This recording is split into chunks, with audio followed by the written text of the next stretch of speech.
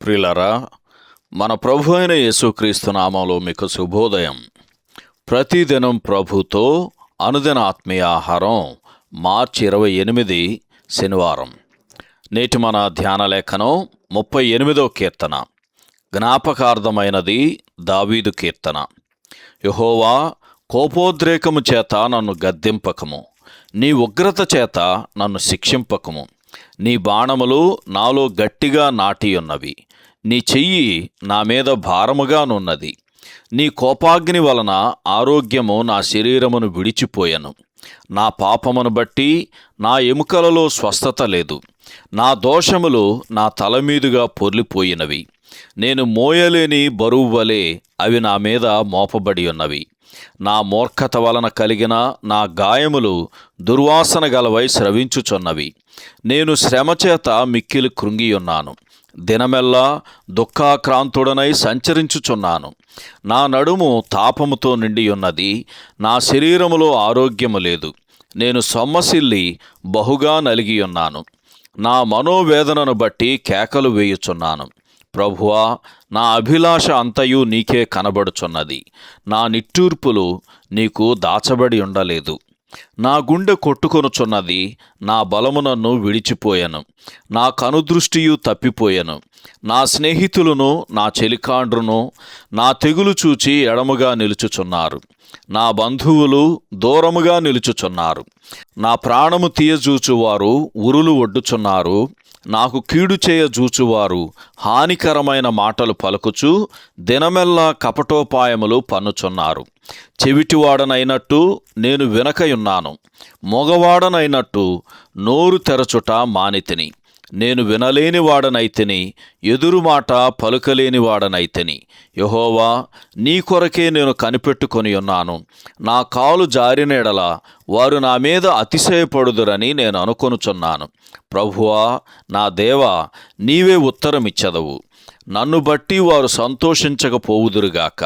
నేను పడబోవునట్లున్నాను. నా మనోదుఃఖము నన్నెన్నడూనూ విడువదు. నా దోషమును నేను ఒప్పుకొనుచున్నాను. నా పాపమును గూర్చి విచారపడుచున్నాను. నా శత్రువులు చురుకైన వారును బలవంతులునై ఉన్నారు. నిర్హేతుకముగా నన్ను ద్వేషించువారు అనేకులు. మేలునకు ప్రతిగా వారు కీడు చేయుచున్నారు. నేను ఉత్తమమైన దానిని అనుసరించుచున్నందుకు వారు నాకు శత్రువులైరి. యెహోవా, నన్ను విడువకుము. నా దేవా, నాకు దూరముగా నుండకము. రక్షణకర్తవైన నా ప్రభువా, నా సహాయమునకు త్వరగా రమ్ము. వ్యాఖ్యానాంశం: కీడుకు ప్రతి కీడెవనికిని చేయవద్దు.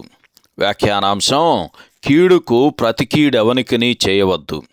వ్యాఖ్యానం: 37వ కీర్తనలోని పాఠం అర్థమైందని అనుకుంటున్నాను. ఇప్పుడు 38వ కీర్తనలో నమ్మకమైన వ్యక్తి తనకు స్పష్టంగా వాగ్దానం చేయబడిన దుష్టుల నిర్మూలన కొరకు ఇక ఎంతమాత్రమూ మొరపెట్టడం లేదు.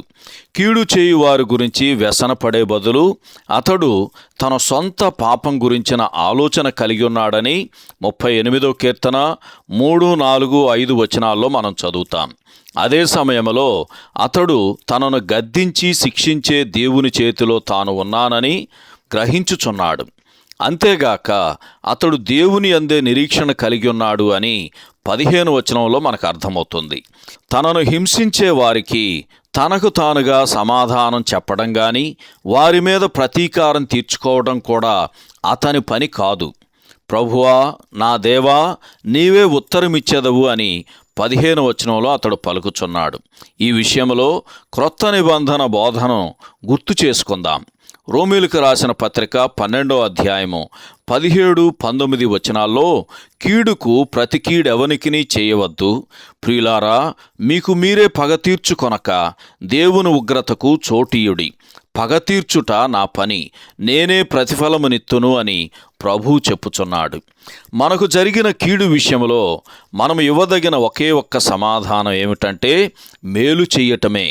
మనము చేసిన మేలునకు ప్రతిగా కీడు చేయు శత్రువులకు, విరోధులకు ప్రతిస్పందనగా మనమిచ్చే సమాధానం ఇదే. 19-20 వచనాలు చదవండి.